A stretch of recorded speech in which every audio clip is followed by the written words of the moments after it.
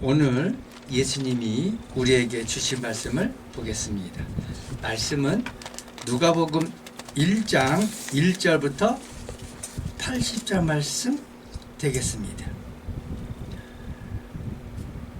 우리는 보통 마태, 마가, 누가를 공감복음이라 그래요. 왜 공감복음이라 그러느냐 하면 마태, 마가, 누가는 예수님의 사역에 대해서 기록했기 때문에 공통점이 있어 공감복음이라 그래요.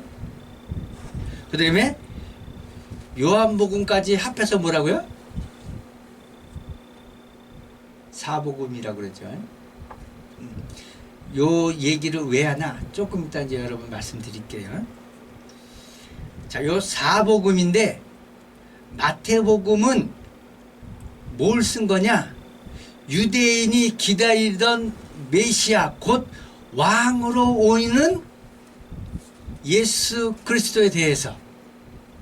그래서 말씀에 보면 뭐가 많이 나오냐면 구약의 말씀을 많이 인용합니다. 왜 많이 인용하냐면 약속하신 대로 선지자들을 통해서 우리에게 말씀하신 그대로 오셨다. 그래서 주로 이 마태복음은 예수님의 가르침에 대해서 기록되어 있어요. 그래서 제일 먼저 나오는 게 뭐냐면 왕 그러면 뭐가 나오죠? 족보가 나와요. 우리나라 조선시대도 역사를 쭉 기록하면 뭐가 나오죠? 일반 평민들은 안 나와요. 조선 왕조 실록, 그래서 뭐 태종, 태세, 문단세 이렇게 해갖고 쭉 왕들의 기록이 쭉 나오죠. 자, 그런 것처럼 여기에도 보면 아브라함과 다윗의 자손 예수 그리스도의 계보라 그러면서 왕의 족보에 대해서 쭉 나오면서 왕으로 오신 예수 그리스도가 우리 하나님이라는 걸 말씀하고 있어요. 자, 그러면 마가복음은 뭘 말씀하냐면 마가복음은 1장 1절에 이렇게 되세요. 하나님의 아들 예수 그리스도의 복음의 시작이다. 그래서 복음의 시작은 하나님의 아들, 그러니까 신이 우리에게 말씀하셨다. 그러면서 마가복음 제일 뒤쪽 15장에 보면 이렇게 나옵니다. 38절부터 볼게요. 이에 성소 시장이 위로부터 아래까지 찢어져 둘로 되니라. 예수를 향하여 섰던 백부장이 그렇게 숨지심을 보고 이르되 이 사람은 진실로 하나님의 아들이었다. 그래서 하나님의 아들로 시작해서 하나님의 아들로 끝나요. 그런데 아들로 끝날 때 어떻게 끝나냐? 예수님의 죽음이 어땠다? 고난, 핍박, 사람들로 하여금 따돌림, 배신,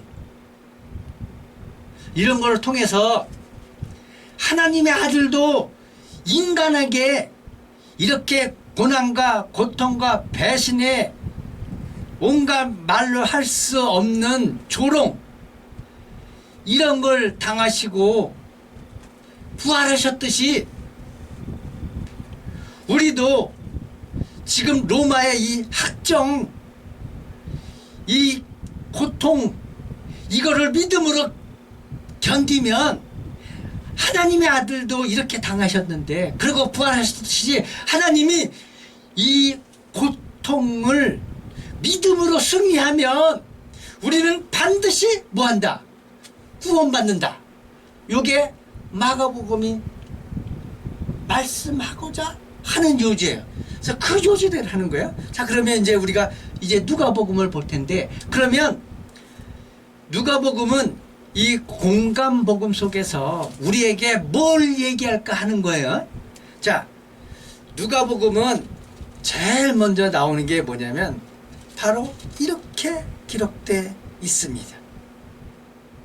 우리 중에 이루어진 사실에 대하여, 그러니까 우리에게 이루어진 사실, 그러면 예수님이 오셔서 어떤 사역에 대한 그 사실에 대하여 처음부터 목격자와 말씀의 일꾼이 된 자들이 전하여 준 그대로 내력을 젖으라고 붓을 든 사람이 많은지라.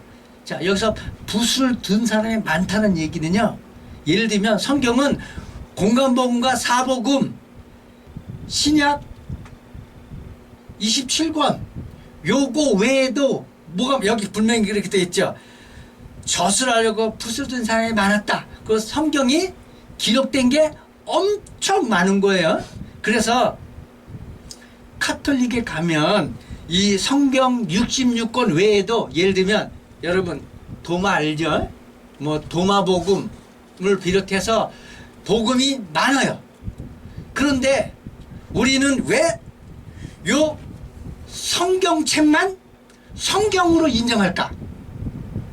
네? 로마 카톨릭에서 야 웃기지 마, 우리가 문서 더 많이 하고 있어, 그래서 우리가 말씀을 더 많이 알아, 이렇게 얘기할 수 있고, 우리가 큰 집이다 이렇게 얘기한단 말이죠. 네? 생각해 보세요. 똑같은 사건을 가지고 여러 개 많이 기록된 게 더 정확할까요? 아니면 몇 개만 이렇게 추려서 한 게 더 정확할까요? 더 많은 게 정확할 수 있죠. 그런데 우리는 왜 요것만 성경으로 인정할까요? 왜 그럴까요? 자, 여기에는 이렇게 돼 있습니다. 누가복음 1장 9절에 보시기 바랍니다. 그럼 여기는 이렇게 그렸어요. 제사장의 전례를 따라 제비를 뽑아 주의 성전에 들어가 분향하고, 여기서 제비 뽑다는 거 돼 있죠. 구약에 보면 사람이 범죄했을 때 어떻게 나타나는지 아세요? 제비 뽑아. 맨 처음엔 12부족을 딱 갖다 놓고 제비를 뽑아. 그러면 한 부족이 딱 나와. 그럼 그 부족은 그 부족의 어른들 다 모아. 그러면 그 부족의 어른들이 다 모아서 제비를 뽑아 또 누구 뽑혀. 그리고 또 거기서 또 줄이고 해서 나 최종적으로 뽑히면 그게 뭐다?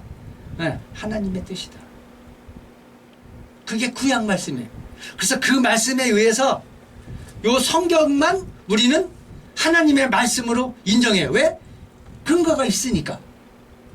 자, 그래서 왜 마태, 마가, 누가, 요한복음만 예를 들면 예수님의 생애 말씀으로만 인정하냐? 여러분, 공간복음 그러면 몇 개죠? 마태, 마가, 누가. 그러면 3이죠. 자, 3 그러면 뭘 뜻하죠? 성부, 성자, 성령, 하나님을 뜻합니다. 요한복음까지 하면요 4죠. 그럼 성령 그러면 하늘을 뜻해요. 하나님 그러면 하늘을 뜻해. 4 그러면 뭘 뜻하죠? 세상을 뜻합니다. 세 개와 네 개를 합하면 7이죠. 그럼 7은 뭘 뜻하죠? 거룩한 거 완전한 숫자를 얘기합니다. 그래서 성경이 여러분 봤을 때는 아예 그냥 마테마가 누가 요한복음이 있으니까 뭐 그렇게 여러분 알고 있지만 요것도 다 뭐다? 이것을 통해서 하나님을 나타내는 것이다. 그래서 예를 들면 성경 외에 다른 거는 우리는 뭐다? 그냥 부록이라고는 인정할 수 있으나 성경으로는 인정하지 않는다. 그래서 왕왕 여러분 딴 데서 왜 성경 그 예수님의 제자 도마도 있는데 왜 그건 성경 아니냐? 그러면 어떻게 얘기하면 된다? 지금처럼 이렇게 얘기해야 된다. 아유 그런 거 있는데 그러니까 모르니까 아유 맞아 그것도 주님의 말씀이야. 그건 말씀이니까 아닙니까? 아닙니다. 자, 왜 아닌지 여러분 분명히 말씀드렸어요. 자, 여기에는 이렇게 되어 있습니다. 붓을 든 사람이 많은지라 그 모든 일을 근원부터 자세히 미뤄 살핀 나도 데오빌로 카카에게 차례대로 써보내는 것이 좋은 줄 알았느니. 그래서 데오빌로 카카 이 사람은 로마인입니다. 그래서 이 누가복음은 이방인에게 예수님이 하나님이다 하는 것을 말하기 위해서 기록된 것이 바로 누가복음이다. 그래서 이 누가복음은 두 개로 구분되어 있습니다. 누가복음은 예수님의 사역에 대해서, 사도행전은 뭐다? 예수님의 제자들이 사도들의 사역에 대해서. 그래서 사도행전 행전입니다. 자, 사도행전 보시기 바랍니다. 사도행전 1장에 보면 뭐라고 되어 있냐면 이렇게 기록되어 있습니다. 데오빌로여, 내가 먼저 쓴 글에는 무릇 예수께서 행하시며 가르치기를 시작하신부터 그가 택하신 사도들에게 성령으로 명하시고 승천하는 날까지 일을 기록했다. 여기 분명히 목적에 대해서 정확히 기록되어 있죠. 자, 뭐라고요? 누가복음은 예수님이 행하시고 가르치기 시작한 때부터 사도들을 이렇게 가르치시고 승천하시기 전까지 내가 기록했고, 그 다음에는 사도들의 행적에 대해서 기록된 것이다. 그래서 이렇게 누가복음과 사도행전으로 나눠집니다. 자, 그러면 사도행전은 제일 먼저 등장하는 인물이 누구냐 하면 여러분 보시기 바랍니다. 5절.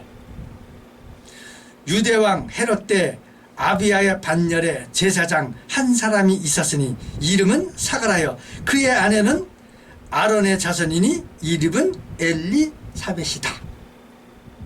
자, 마태복음은 누가 먼저 나온다고요? 왕의 기록에 대해서 나오죠. 여러분, 모든 문서는요 뭐부터 시작하죠? 윗사람부터 시작합니다. 아랫사람이 윗사람보다 먼저 나올 리는 절대 없습니다. 맞죠? 그래서 누가복음의 족보는 어디에 나온다? 3장에 나와요. 그런데 왜 누가복음의 시작을 예수님이 아니라 사가랴와 엘리사벳이 등장할까요? 여기에 기록됐으니까 사람들은 아이 뭐 성경에 그렇게 기록됐으니까 그렇지 하고 넘어가요. 그런데 이 두 사람을 통해서 예수 그리스도만이 유일하신 하나님이라는 증거를 여기서 대기 위해서 이렇게 사가랴와 엘리사벳이 나옵니다. 왜 증거가 되냐 보겠습니다. 야, 보면 여기서 이렇게 나옵니다. 7절. 엘리사벳이 잉태를 못하므로 그들에게 자식이 없고 두 사람이 나이가 많더라. 그래서 사가랴와 엘리사벳은 아이를 낳을 수 있다 없다? 여기 나이가 많다 그랬죠. 나이 많으면 아이 못 낳는 겁니다. 그래서 이 두 사람은 아이 없는 거라고 아예 알고 있어요. 자, 그 다음 보겠습니다. 8절. 마침 사가랴가 그 반열의 차례를 따라, 반열이라는 게 무슨 뜻이냐면 이스라엘은 12부족이 있죠. 12민족이 있어요. 그래서 예루살렘에 12부족이 다 사는 게 아니고 다 지역마다 다 따로따로 있죠. 그래서 민족마다 반열이라니까 요번에는 르우벤, 요번에는 뭐 야곱, 유다, 다음에는 요셉, 뭐 지파들 돌아가면서 예루살렘에서 뭐 한다? 제사를 지내요. 그래서 차례를 따라, 반열의 차례를 따라 하나님 앞에서 제사장 직무를 행할세요. 자, 제사장의 전례를 따라 제비를 뽑아 주의 성전에 들어가 분향하고. 여기도 제비 뽑는데 왜 제비 뽑는지 아세요? 하나님의 뜻이 누가 제사장으로 성전에 들어갈 수 있냐? 아무나 들어가는 게 아니에요. 제비 뽑는 사람만 들어가는 겁니다. 왜? 여기 하나님의 뜻이에요.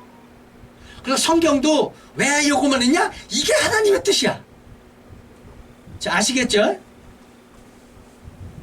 10절. 모든 백성은 그 분향하는 시간에 밖에서 기도하더니, 여기 잘 보시기 바랍니다. 뭐라고 되어 있죠? 사가랴는 분향하기 위해서 성전에 들어가고, 여기 백성들은 분향하는 시간에 뭐 한다 그랬죠? 밖에서 기도하더니 되어 있죠. 그러면 여러분 그 마태복음에서 봤죠? 주님이 성전에서 가르치시더라. 그러면 이 말하고 이 말하고 말이 맞아요, 틀려요? 틀리죠. 성전 안에 누구만 들어가게 돼 있다? 제사장만 들어가게 돼 있어요. 레위인만 들어가게 돼 있단 말이에요. 그러면 나머지 사람은 못 들어가죠. 그러면 성전이라는 곳은 어디냐 하는 거죠. 그러면 예수님이 진짜 예루살렘 성전 안에 들어가서 가르친 것이 아니라 예를 들면 성전의 뜰이라든가 아니면 예루살렘 성전이 아닌 성전 밖에 예루살렘 성 안에 일정한 장소에서 사람이 모이는 장소에서 얘기한 거를 성전에서 가르쳤다 이렇게 얘기하면 여러분 맞죠? 그게 맞다 그 인정할 수 있죠. 그런데 이게 이해가 안 가니까 그냥 무조건 믿는 거야. 이렇게 말씀 보면 정확하게 나오잖아요. 구약 말씀에 성전 안에는 제사장과 레인밖에 못 들어가잖아요. 그렇죠? 그러면 예수님은 유다인데 어떻게 들어가서 가르쳐요? 말이 안 되는 거예요. 그 성전 안에 다 백성들이 들어가 갖고 얘기를 듣는다는 건 구약 말씀이랑 위배다. 그러니까 그렇게 아시면 됩니다. 자, 11절. 주의 사자가 그에게 나타나 향단 우편에 선지라. 자, 사가랴가 제사장 직분을 향하기 위해서 성전에 들어갔습니다. 자, 성전은 어떻게 되어 있다고요? 향단. 그 다음에 뭐였습니까? 진설병 넣는 떡상. 그 다음에 뭐였습니까? 등잔대 있잖아요. 등잔대. 여기가 성전이에요. 지성소에는 뭐가 있죠? 속죄소가 있어요. 그래서 이 속죄소는 제사장이 들어가는 게 아니고 대제사장만 1년에 딱 한 번 들어갑니다. 이 성소는 매일 들어가요. 매일. 그래서 1년 360 12달이니까 한 달씩 돌아가면서 각 부절 나라가 각 민족이 반차에 따라 들어가는 거예요. 그래서 여기에 들어가서 향단 우편 선지라 그러면 맞아. 성전이 이런 곳인데 거기 이거랑 생각하면 연상이 되죠. 그랬더니 12절 사가랴가 보고 놀라 무서워했다. 왜? 누굴 만났기 때문에? 천사를 만났기 때문에. 천사 만나면 다 무서워해요. 왜? 마태복음에서 봤죠. 천사가 그냥 이렇게 사람처럼 보는 게 아니고 흰옷을 입었는데 인간의 신색이 아니죠. 광이. 그러니까 저도 그 표현을 못해요. 그냥 흰색인데 빛이 나고 광이 나고 좀 그렇다고 보면 돼요. 그러니까 천사가 얘기합니다. 천사가 이르되 사자여 무서워 말라. 너의 간구함이 들린지라. 내 아내 엘리사벳이 내게 아들을 낳아주리니 이름을 요한이라 하라. 그러면서 이 요한이 등장하죠. 이 요한은 누굴까요? 이 요한이라는 인물이 등장함으로 인해서 예수만이 유일한 하나님이다 하는 게 나오는 거예요. 왜 그런지 그 이유를 이제 뒤에 가서 볼게요. 이제 그러면서 요한이라 하라 그러면서 이제 15절 보겠습니다. 이는 그가 주 앞에서 큰 자가 되며 포도주나 독간술을 마시지 아니하며 모태로부터 성령이 충만함을 받아. 근데 여기 독주 뭐 이렇게 하면 나실인 뜻하죠. 삼손도 뭐 포도주 먹지 말고 머리 자르지 말고 뭐 그런 거 있잖아요. 나실인 그런 뜻. 이게 그런 뜻이에요. 자, 그런데 17절에 보면 이렇게 씁니다. 그가 엘리야의 심령과 능력으로 주 앞에 먼저 와서 아버지의 마음을 자식에게 거시는 자를 의인의 슬기로 돌아오게 하고 주를 위하여 세운 백성을 준비하리라. 그러면서 이 세례 요한은 하나님 전에 와서 준비하리라 이렇게 돼 있단 말이죠. 그런데 여기에 보면 뭐가 없냐? 예를 들면 마태복음 같으면 기역, 뭐 니은, 디귿해서 이 말씀은 어디로부터 왔다 근거를 대죠. 근데 여기는 근거가 없어요. 왜 없을까요? 이것은 누구를 향해서 썼다? 이방인을 향해서 썼기 때문에 그건 니네 문서지 우리는 모르잖아. 이스라엘 백성은 말씀이 주어졌기 때문에 이 말씀이 바로 응했다 하면은 알아들어요. 왜냐면 이스라엘 백성은 그 말씀을 외우고 있으니까. 그렇지만 이방인들은 그 말씀이 주어지지 않았기 때문에 여기에는 그런 게 안 나와요. 자, 그러면 이 세례 요한은 누구냐 하는 거죠. 자, 마태복음 11장 14절 보시기 바랍니다. 여러분 마태복음 쭉 봤으니까. 만일 너희가 즐겨 받을진대 오리라 한 엘리야가 곧 이 사람이라. 그러면서 예수님이 직접 얘기해요. 오리라 한, 그러니까 하나님 앞에서 미리 길을 평탄케 하라고 오리라 한 이 사람이 누구다? 엘리야다 하고 얘기하는 거예요. 여러분 보시기 바랍니다.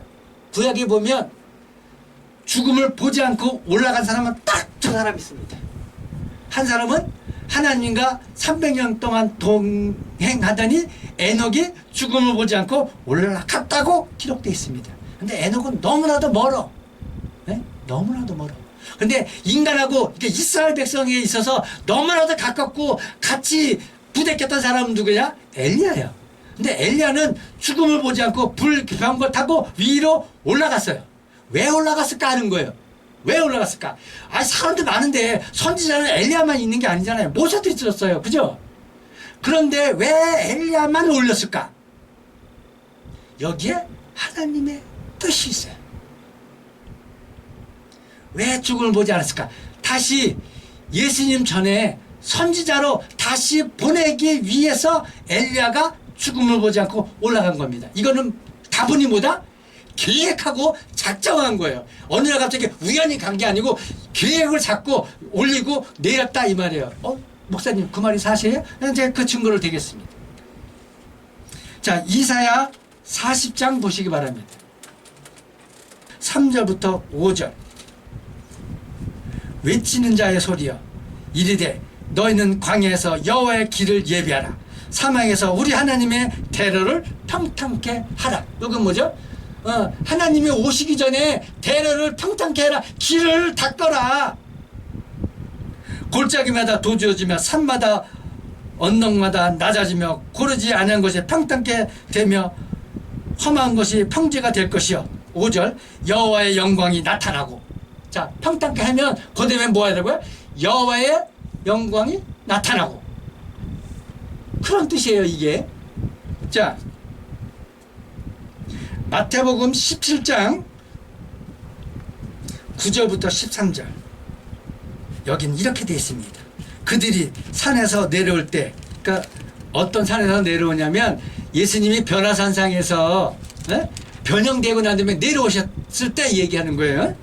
자, 내려올 때 예수께서 명하이르시되 인자가 죽은 자 가운데서 살아나기 전에는 이 본 것을 아무에도 얘기하지 마라. 네? 자, 여기서 분이 주님도 그러죠. 인자가 죽은 자 가운데서 살아난다. 여기 또 얘기해요. 나는 죽을 것이고 나는 부활할 것이다. 근데 지난주에 봤죠. 제자들이 믿었다고요? 안 믿었다고요? 안 믿었다고 기록되어 있잖아요. 아니, 기록이 되어 있다니까요. 자, 10절 제자들이 물어 이르되 그러면 어찌하여 서기관들이 엘리야가 먼저 와야 하리라 하나이까? 그럼 이게 무슨 말이죠? 하나님이 오시기 전에 누가 오게 돼 있다. 엘리야가 오게 돼 있다고 제자들이 알고 있어요. 그 제자들이 안다는 건 이스라엘 모든 사람들이 다 알고 있다고 얘기하는 거예요. 그 뭐냐? 하나님은 미리 얘기했다는 거죠. 말라기 3장 보시기 바랍니다. 1절 만군의 여호와가 이르노라 내가 내 사자를 보내리니 그가 내 앞에서 길을 준비할 것이요. 여기 분명히 되어 있죠. 뭐라고요? 내가 내 사자를 보내리니 그가 내 앞에서 길을 준비할 것이요. 근데 이 길을 준비할 사자가 누구냐 이거죠. 자, 4장 5절 보기 전에 4절부터 볼게요. 너희는 내가 호렙에서 온 이스라엘을 위하여 내 종 모세에게 명령한 법 곧 율례와 법도를 기억하라요. 이게 마지막이니까. 그럼 신약이 왔을 때 뭐죠? 너는 내가 모세에게 준 그리고 구약에 내 선지자를 통해서 말한 그 모든 법도와 율례를 뭐해라? 기억해라. 기억해라. 그 기억을 왜 해요? 그대로 해가라고 얘기하는 거랑 똑같죠? 자, 그러면서 5절 보기 바랍니다. 자, 기억하라. 보라. 여호와의 크고 두려운 날이 이르기 전에 내가 선지자 엘리야를 여기 보시기 바랍니다. 너희에게 보낼 일이죠. 자, 그러면 엘리야가 왜 죽음을 보지 않고 올라갔을까요? 바로 이 구절 때문에 그래요. 그러면 엘리야를 죽음을 보지 않고 올라간 게 그냥 엘리야는 신령하고 하나님과 동행이기 때문에 하나님이 올렸다고 생각 뜻입니까? 아니면 하나님이 내 앞에 길을 예배하라고 미리 계획하고 작정하고 올린 겁니까? 두 번째가 맞죠? 자, 여기 분명히 이렇게 기록되어 있잖아요. 크고 두려운 날이 이르기 전에 내가 선지자 엘리야를 너희에게 보내리니. 자, 그러면서 아까 마태복음 17장 얘기 제자들이 그러면 엘리야가 오리라 그랬는데 엘리야가 누굽니까? 그랬더니 여러분 잘 보시기 바랍니다. 자, 17장 제가 아까 다 안 읽었는데 17장 12절 예수께서 대답하여 이르시되 엘리야가 과연 먼저 와서 모든 일을 회복하리라. 자, 예수님 말한 거예요. 맞아, 엘리야가 와서 모든 일을 회복할 거야. 그러면서 12절에 내가 너에게 말하노니 엘리야가 이미 왔으되 사람들이 알지 못하고 임의로 대우하였도다. 인자도 이와 같이 그들에게 고난을 받으리라 하시니. 여기서 그들이 누구예요? 빌라도입니까? 아니죠. 이스라엘 얘기하는 거예요. 그래서 제가 막막 얘기하는 거예요. 우리는 예수님은 빌라도에게 고난받은 게 아니고 자기 백성에게 고난받고 자기 백성에 따돌림 당하고 멸시당했다고. 자, 13절 보시기 바랍니다. 그제야 제자들이 예수께서 말씀하신 것이 세례 요한인 줄 깨달으리라. 자, 그러면 여기 누가복음 1장 17절 엘리야의 심령과 능력으로 주 앞에 먼저 와서 아버지의 마음을 자식에게 천사가 얘기하는 거예요. 사가랴에게 너에게 이제 아들이 있을 건데 그 아들 이름을 요한이라 해라. 그런데 이 요한은 누구다? 엘리야다고 좀 미리 얘기해 주는 거죠. 이렇게 미리 우리에게 말씀하시고 그 말씀대로 하신 분은 누구밖에 없다? 예수 그리스도밖에 없다. 그래서 예수 그리스도는 누구다? 하나님이다 그런 거예요. 그래서 우리가 예수를 믿는 거예요. 이렇기 때문에 인류 역사를 통틀어서 이렇게 정확하게 기록이 있고 역사로 나와 있는 인물이 있으면 나와보라 얘기하는 거예요. 여러분, 메대와 바사 보면 고레스 왕 뭐하죠? 고레스 왕을 신상 세우고 왕이 신이여 하면서 절하잖아요. 절하지 않는 사람 다 죽인다고. 역대 인류의 역사가 다 이랬어요. 애굽의 바로는 신 아니었어요? 맞아, 신상 세웠어요. 여러분, 피라미드 거기에 스핑크스 있잖아요. 그거 누구예요? 그거 신이잖아. 동상은 다 뭐다? 신이라고 얘기하는 거예요.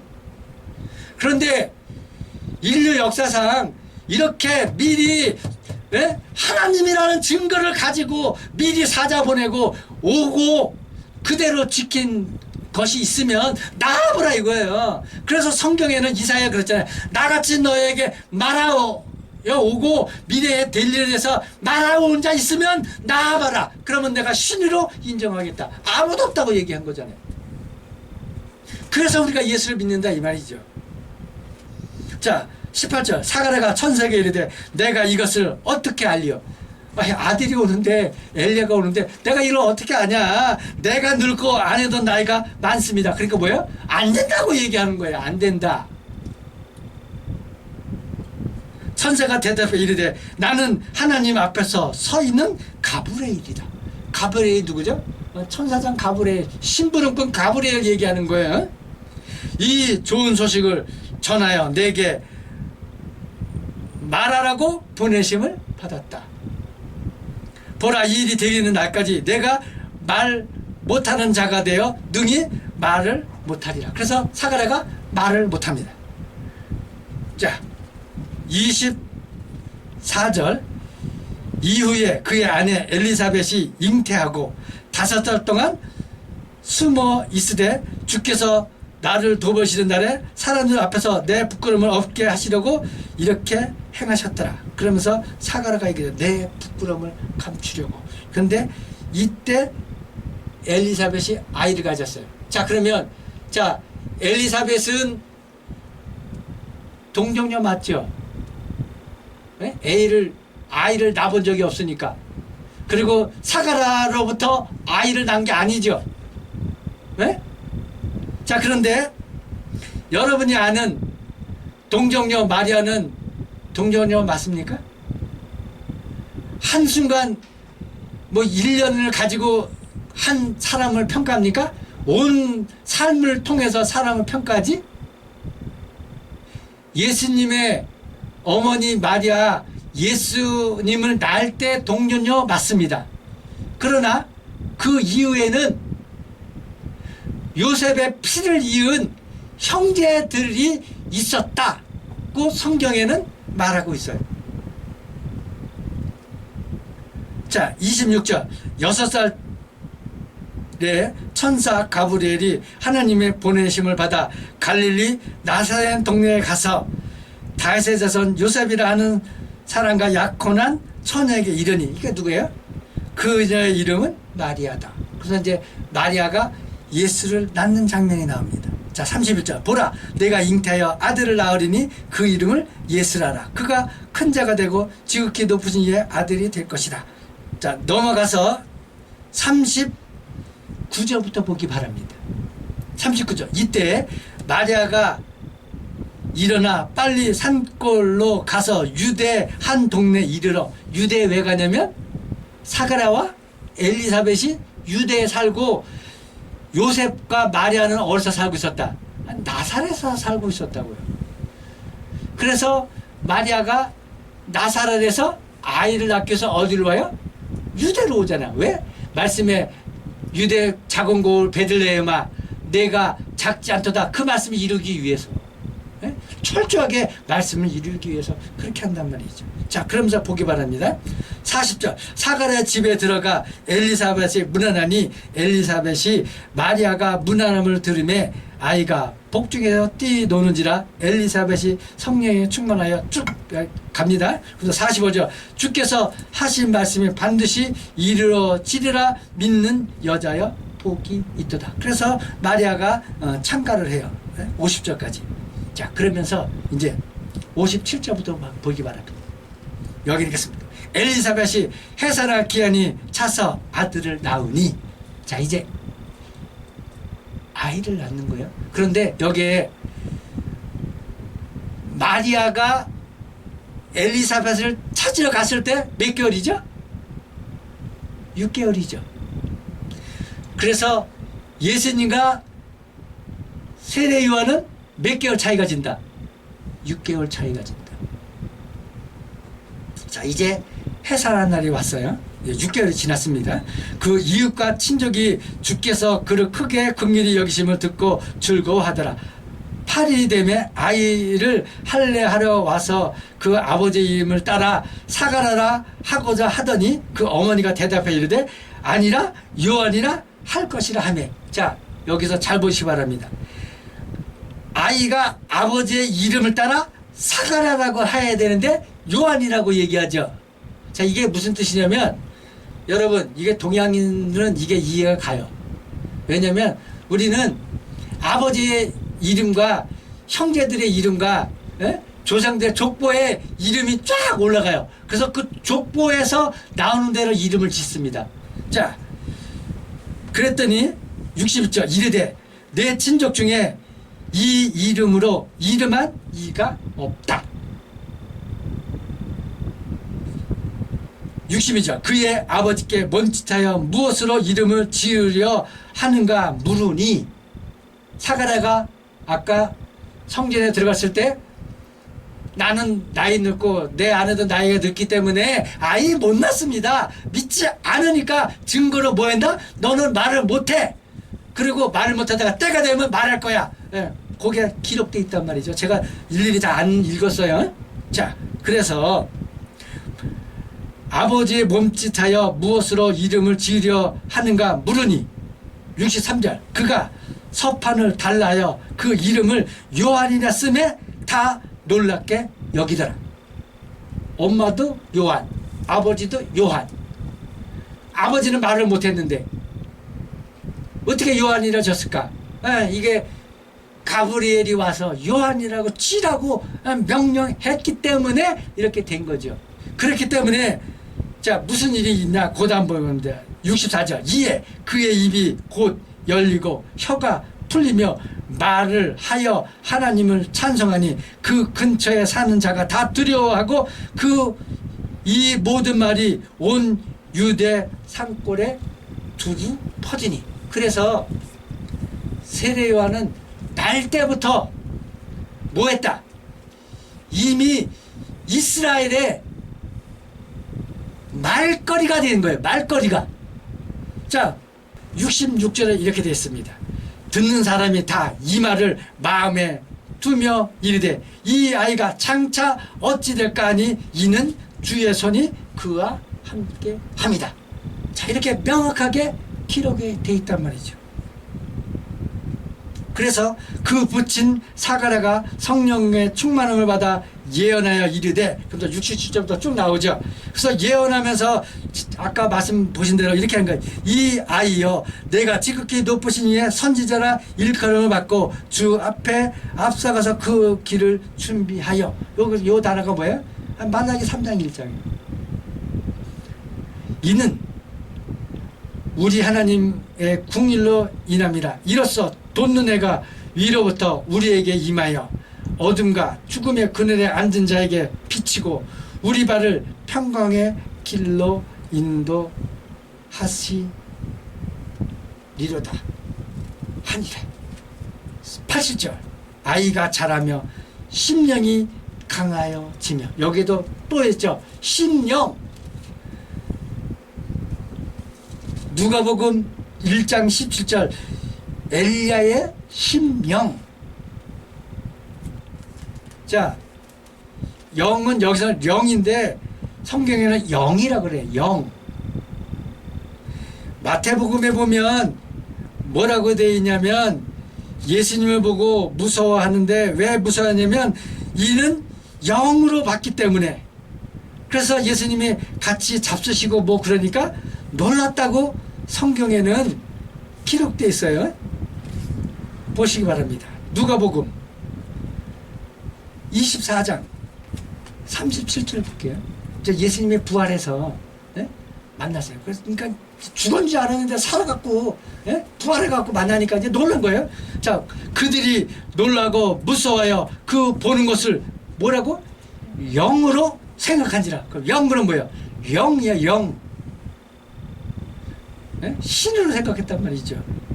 예수께서 이르되 어찌하여 두려워하며 어찌하여 마음에 의심이 일어나느냐. 여기 분명히 어찌하여 마음에 의심이 일어나느냐. 믿지 않는다는 거죠. 내 손과 발을 보고 나인 줄 알라. 보라, 영은 살과 뼈가 없으되 너희 보는 바와 같이 나는 있느니라. 그래서 성경에는 예수 믿어야 구원받는다 이렇게 돼 있는데 우리는 신앙 고백할 때 성령을 믿사오며 이렇게 한다는 거죠. 근데 이 성령이 어떤 영이냐? 성자만 들어가면 다 맞습니까? 인간에게도 성자를 막 붙이고 앉아있는데? 그래서 이것은 다신교를 의미한다. 그래서 우리는 사도신경을 우리의 신앙이라고 고백하지 않는다. 그래서 우리는 우리의 신앙은 오직 뭐다? 마태복음 16장 16절 하반절 오직 예수 그리스도는 하나님의 아들이시다는 신앙 고백을 함으로써 교회가 세워지는 것처럼 이렇게 성경은 우리에게 뜨뜻미지근하고 이것도 아니고 저것도 아니고 그런 게 아니라 정확하게 우리에게 말씀하고 계시다. 그래서 우리는 말씀 그대로 예수님을 믿는다. 이 말씀을 따라 오직 예수 그리스도만이 하나님이 되시는 사실을 여러분 이제는 미망에 빠지지 말고 확실히 보시기 바랍니다. 이 은혜가 여러분에게 차고 넘치기를 예수 이름으로 축원합니다.